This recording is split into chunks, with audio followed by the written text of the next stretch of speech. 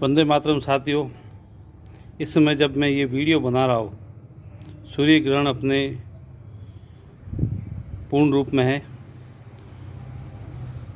और मैं यहाँ सूर्य के नीचे बिल्कुल बैठा हूँ। एक सूर्य ग्रहण उस समय भी हुआ था जब महाभारत का युद्ध चल रहा था, और आप जानते हो कि उस युद्ध में क्या हुआ था। वो एक धर्म युद्ध था जिसमें अधर्मियों का नाश हुआ था और धर्म की विजय हुई थी, और फिर से धर्म की एक प्रतिष्ठा हुई थी। ये सूर्य ग्रहण भी ऐसा ही है। आज वर्ष का सबसे लंबा दिन है और ये सूर्य ग्रहण भी सबसे लंबा है।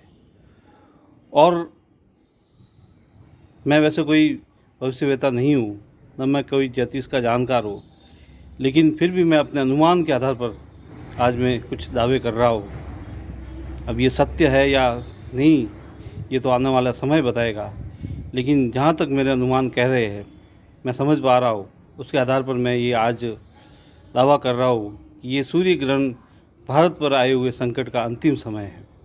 यह अंतिम सूर्य ग्रहण है जो भारत के लिए एक संकट की काल है। इस समय जब हम कोरोना की लड़ाई लड़ रहे हैं, दूसरी तरफ चीन अपने विस्तारवादी रुख के साथ में भारत के क्षेत्र में घुसपैठ करने की कोशिश कर रहा है। दूसरी तरफ पाकिस्तान, जो हमेशा से ही भारत के प्रति शत्रुता का भाव रखता है, कुछ ऐसे मित्र भी जो लंबे समय तक हमारे साथ में मित्रता का व्यवहार रखे रहे, लेकिन अब वो भी आंखें दिखाने लगे हैं, उन सब के लिए ये अंतिम समय है और भारत का फिर से उदय होना ये निश्चित है। ये अंतिम समय है जब हम इस संकट की दौर से गुजर रहे हैं। इसके बाद में जो समय आएगा वो सिर्फ और सिर्फ भारत का है। भारत फिर से विश्व गुरु बनेगा, इसमें कोई दो राय नहीं है। चीन जो अभी बहुत ही शक्तिशाली लड़ रहा है, पूरे विश्व में पूरा विश्व उसके खिलाफ हो जाएगा, ये बहुत ही कम समय की बात है। एक तरफ भारत तिब्बत को फिर से मुक्त कराएगा, दूसरी तरफ अमेरिका जो भारत को सैन्य सामान उपलब्ध कराएगा, और दूसरी तरफ पूर्व में वह जापान और ताइवान को सैन्य सामान उपलब्ध कराएगा, जो उसी तरफ से उसके दूसरी तरफ से उसके ऊपर हमला करेंगे। और स्वयं अमेरिकी नौसेना दक्षिणी चीन सागर में उसका मुकाबला करने के लिए डटी रहेगी, और हिंद महासागर में महत्वपूर्ण भूमिका होगी ऑस्ट्रेलिया की, जो उसको वहाँ पे आने से घुसने से ही रोक देगा। इस प्रकार से चीन जो एक बहुत शक्तिशाली प्रतीत हो रहा है, अब वो चारों तरफ से घिर जाएगा और उसके अंदर से ही हांगकांग, मकाऊ, तिब्बत बिखरते चले जाएंगे और उसका सर्वनाश हो जाएगा।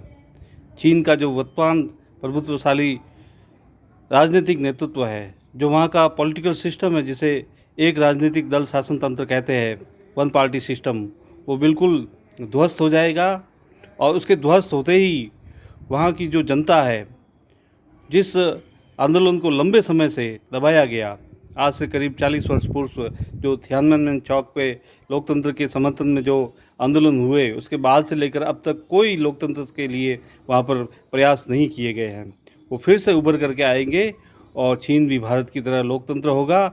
उसके बाद में उसकी भी जो थ्योरी है, जो अब विस्तारवादी नीति है, वो पूरी तरह से बदल जाएगी और भारत के साथ में उसके संबंध फिर से, क्योंकि वहाँ जनता का शासन होगा, इसीलिए भारत के साथ में उसके संबंध फिर से अच्छे हो जाएंगे। और जब विश्व गुरु भारत बन जाएगा, तब किसी भी देश के दूसरे अपने पड़ोसी के प्रति या और भी किसी देश के प्रति शत्रुता का भाव नहीं रहेगा। ये अंतिम समय है जब भारत संकट के इस काल में गुजर रहा है। आप सभी भारतवासी अपने तन, मन और धन के सहयोग से देश के प्रति जुट जाए और उसके प्रति समर्पित रहे। निश्चित रूप से आने वाला समय भारत का है, इसमें कोई दो राय नहीं है।